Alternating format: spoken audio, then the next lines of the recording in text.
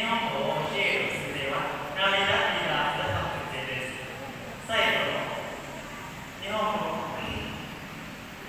学校の生徒を専用教育教にいます。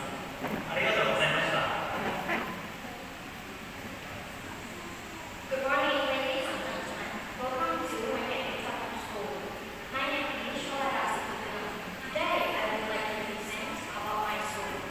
In our school, there are one school director and the deputy director of school.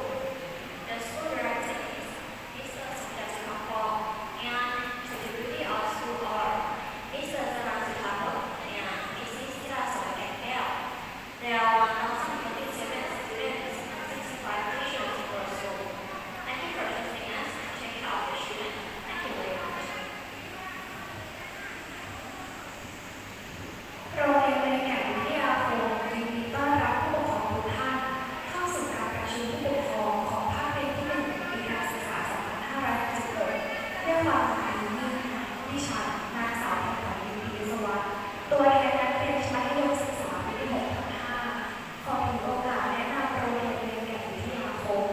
บริหารโดยผู้อำนวยการสมเด็จสุขภรรองผู้อำนวยการอาจารย์สถาพลและรองผู้อำนวยการธิดาสอนแก่นแก้ว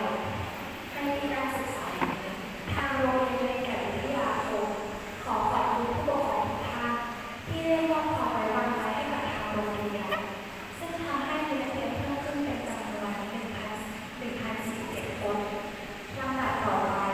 จะเป็นการแสดงจากวงโยธวาทิตในชื่อการแสดงว่าความโดดเดี่ยวในชีวิต